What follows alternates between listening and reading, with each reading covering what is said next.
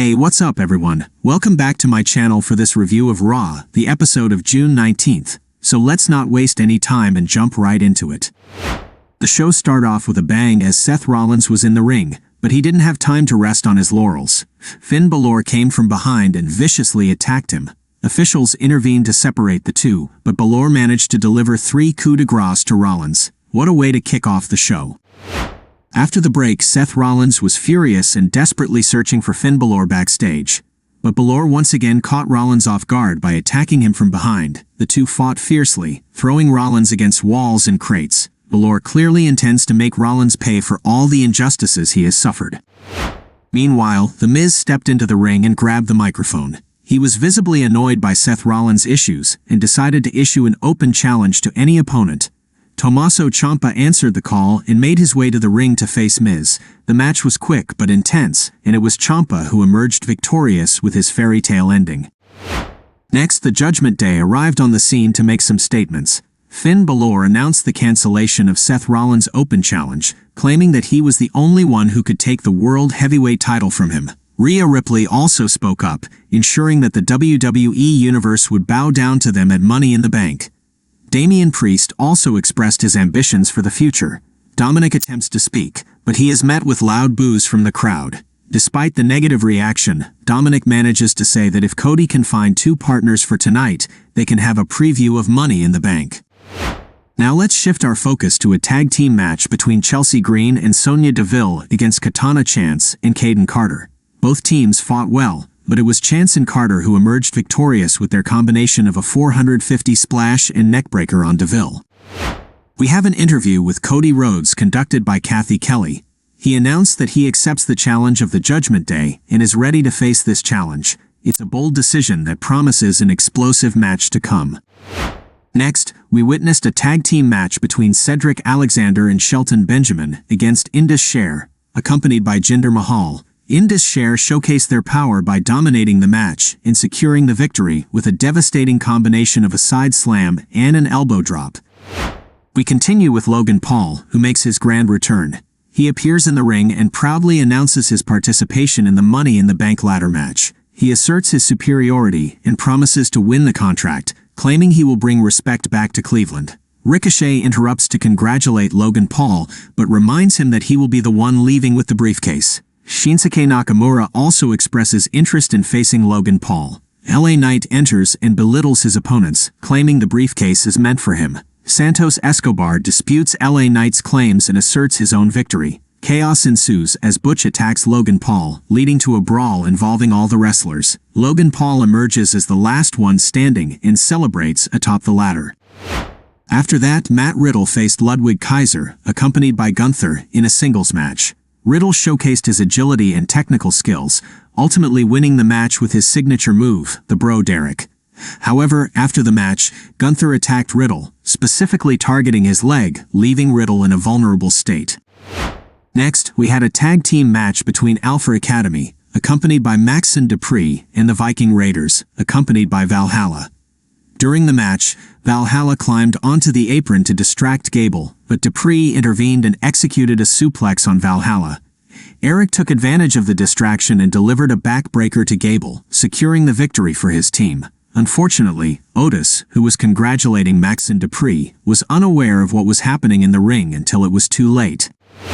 In the backstage area, the Judgment Day is seen together. Dominic states that the identity of Cody's partners is not important because their chemistry won't be as good as the Judgment Day's. Balor and Priest confirm that they are in sync and ready for the challenge. Rhea Ripley adds that it's perfect timing because now she can focus on her match against Natalya. However, before Natalya even steps foot in the ring, Rhea Ripley ambushes her from behind. It's a brutal attack as Ripley lays waste to Natalya, tossing her around like a rag doll. Officials rush in to stop the carnage, but the damage is already done. In the backstage area, Cathy Kelley catches up with Raquel Rodriguez for her thoughts on the upcoming match.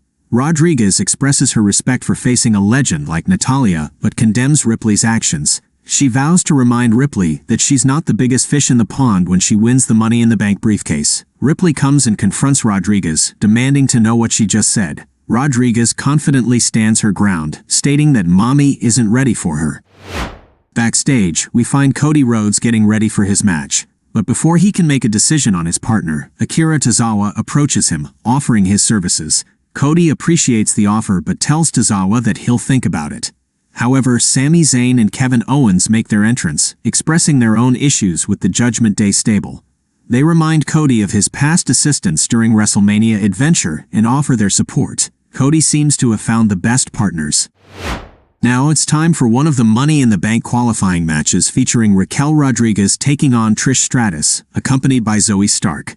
This match was hard-fought, with both competitors giving it their all. Rodriguez displayed her power, attempting a powerbomb on Stratus, but Stratus countered with a quick Rana and a pinfall attempt. The match took an unexpected turn when Becky Lynch made her presence felt, attacking Zoe Stark at ringside and also Trish. Unfortunately for Rodriguez, this caused a disqualification, giving the victory to Trish Stratus.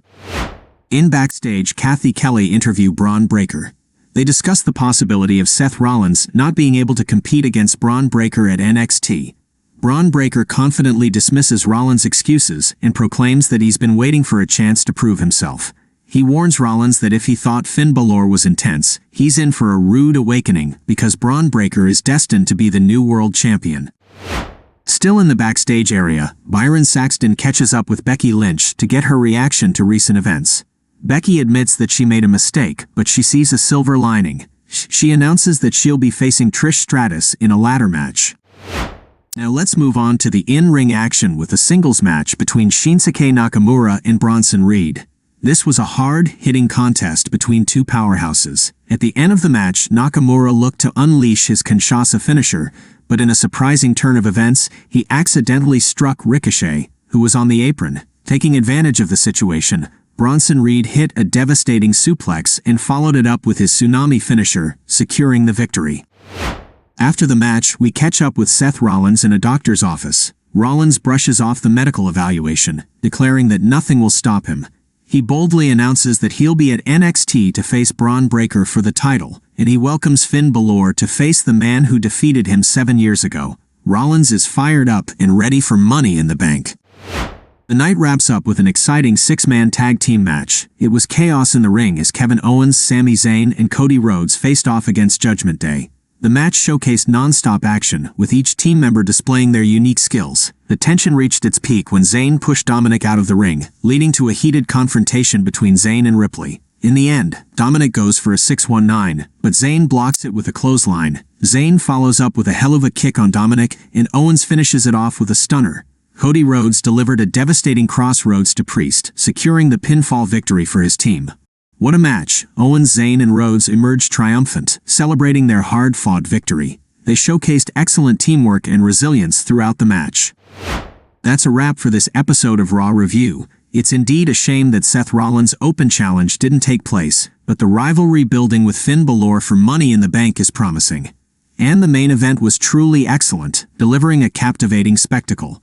Be sure to like this video, leave a comment down below, and subscribe to my channel.